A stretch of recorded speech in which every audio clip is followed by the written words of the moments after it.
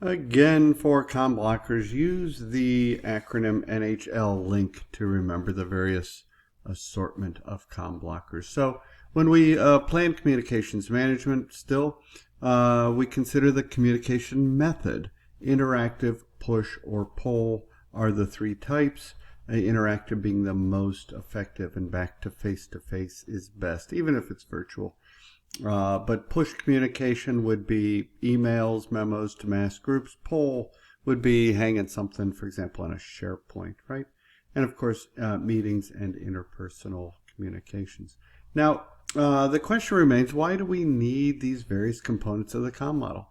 Well, the answer is that basically we need these tools to effectively communicate with your team. And there it is again, the stakeholders, right?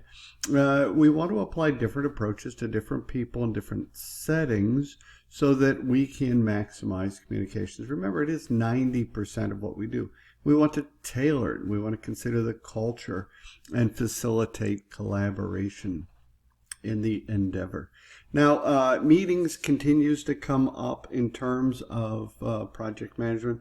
So here's one basic slide on meetings. You want to basically, for predictive project management, set a timekeeper. You want to bring the right people together. Don't invite everybody to the same meeting every week, right? Bring who you need to the meeting, right?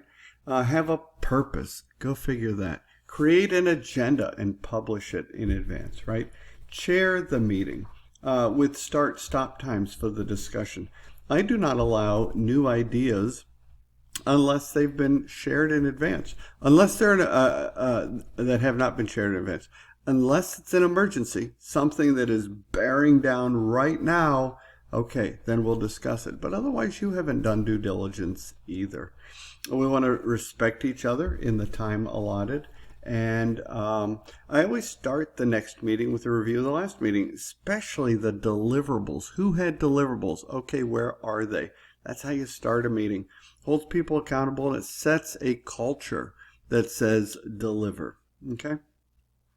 We want to consider a lot of things like group norms, facilitation techniques, even Myers-Briggs training. You might want to go get some of that. I enjoy knowing my Myers-Briggs type indicator. It's a personality preference, and that will also help you assess your team members to get information out of them. Now, from an agile perspective, you invite stakeholders to the daily stand-up meeting. Every morning you'll have a stand-up. What went well, what issues do we have or challenges, and what are we going to accomplish today is a basic stand-up agenda, right? And that's how you do communication meetings largely in Agile. For predictive, I did include a form that I've used on active duty.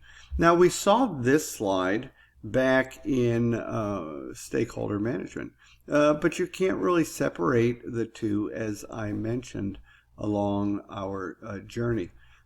So we have our stakeholder register, which talks about the role, how to contact them, and their expectations. And look at the far right. Communications requirements is part of the stakeholder register. I just wanted to point that out to you, that even in the stakeholder register from the last conversation, we had a note about communications requirements. It's that important. Now, this slide shows you an example communications plan. It's largely taken from a real-world organization. It's a local chapter of the Project Management Institute.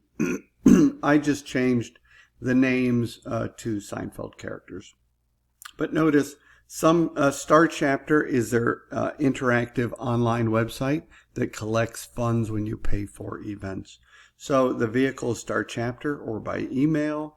The developer or the approval owner is listed there. George Costanza, Jerry Seinfeld, Elaine Bennis. Timing, the owner, the status, etc. That makes a great comm plan. That's just for awareness. Don't memorize that for the exam.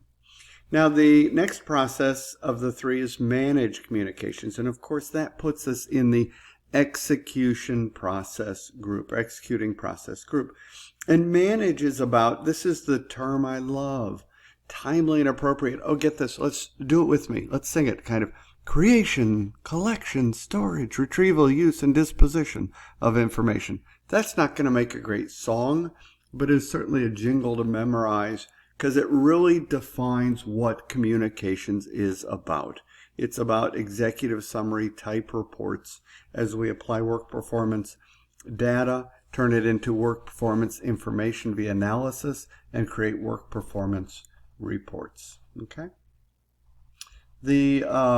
In managed communications, like every other process, we have our inputs, tools, and outputs.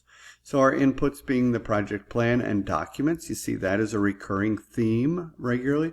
But in the project plan, you'd have to say to yourself, okay, what in the project plan is really important to communicate? Well, I would offer the resource management documents, the communication plan, and since you're in communications, the stakeholder engagement plan are things that should come to mind. And notice in managed communications, you have as an input work performance reports. These are the executive summary. So what they're saying is you, the project manager, should gather and look at your work performance reports to make sure that everyone is aware of what information should then go out as an output in managed communications, right? So the tools are the same, almost identical to planned communications. You have your Comm technology, we already addressed, Comm methods, and Comm skills. The PIMIS is a new one, the Project Management Information System. Frankly, whatever tools your company provides to make sure information gets moved around an organization around the globe. That's your PIMIS. It is an EEF. You are stuck with it. You must use what the company uses. And then project reporting is another tool, right? So we adapt reporting for each stakeholder via these various reports that we can make. Remember, the work performance reports was an input. So a tool is project reporting. We're managing it, manipulating it to make sure their needs are satisfied, the stakeholders. And then, of course, the process is called managed communications. So my output, ta-da, not rocket science, it's getting used to the language. It's project communications. If I'm managing communications, my output is project communications.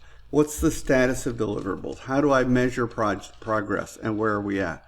Is the work complete, or what are the forecasts for completed work, etc.? Of course, you have project plan updates, project document updates. Those are very common. And look at the bottom, OPA updates occurs very rarely. But when I'm managing communications, I am learning things about the OPAs, and I want to do updates based on that effort. Now, the managed communication process outputs, I wanted to show you what was meant by performance reporting. So by performance reporting, what I really mean are, from a predictive perspective, a status report, right? Where I'm at now in the project management plan, a progress report, what's been accomplished, the progress up till now, a trend report, what are my results over time? Am I improving or deteriorating? What about a forecast report that predicts the future status and performance based on indicators of where you've been? What about a variance report? I mean, that's what every control output is about, control process, my plan versus my actual. So I could do a variance report of the baselines, for example, or an earned value report. That's really a cost management report. We'll talk about that in more detail in cost management. So that's a predictive approach. In Agile, you will use different approaches to manage communications. You might use an information radiator, right? Which is a highly visible display on the walls of the features delivered in the current status. You might do knowledge sharing. Every day you'll do a stand-up, you're sharing knowledge. You'll do product demos at the end of an iteration with the stakeholders, right? You might have a Kanban board is a way of knowledge sharing. You'll keep progress metrics in Agile For example, a burn down chart or a flow diagram. I'll show you pictures of those in other lessons. And in Agile, you'll also communicate via retrospectives. At the end of each iteration, you will hold a retrospective. It's a way to improve dialogue, a way to criticize each other, to identify blockers to getting the job done and communicating with each other. Okay, whether it's Agile or predictive, it's essential. So in the monitor communications process, the last one, this is really the control process in communications. And so it's about aligning the right message with the right content, the right audience, and the right channel at the right time. There's a lot that goes into this control process called monitor communications. So we have our usual, in fact, this is a control process. And let me make this point. Every control process, if you look on page 25 of the PMBOK guide, look down the monitor and control column. Outside of integration management, every one of those processes has the same control inputs and outputs. So my inputs are always the project plan, project documents. I have work performance data because I have to compare. Remember, control is about comparing the plan, which are the first two, versus the actual results. So I need the work performance data. And then, of course, EEFs and OPAs are very common. As an output, what do I do with that work performance data? I'm looking for variances, so I've analyzed it, right? And this is analyzed data from the inputs. So the work performance data is translated into work performance information as an output. If I see a variance, yes, another output is a change request, which then goes over to the integrated change control process, which is 4.6. That is your process in integration management. And then, of course, if that change is approved, I'll have project plan updates and project document updates. Okay. The only thing left then are the tools. I have as tools I can use my information management system, expert judgment, meetings, interpersonal care, interpersonal and team skills, and data analysis. Now, to close out this conversation, here's your one-slide summary of communications management. It has 3 processes: plan, manage, and monitor. And I list what's going on in each. So in planning, I want to know how often and what format and what information do the stakeholders want. I want to define how I'm going to create, collect, distribute, store, and retrieve and dispose of information, right? So in planning, I am already working on how I'm going to do management functions. I am going to do the comms requirements analysis, right? Figure out how many comm channels. That really indicates the level of complexity, which may drive a justification for resources or funding. I've used it in both cases. We talked comm methods, interactive, push-pull, meetings, how I represent data, and interpersonal and team skills. In managed communications, this is what's going on. And then in monitoring, which is really a controlling process.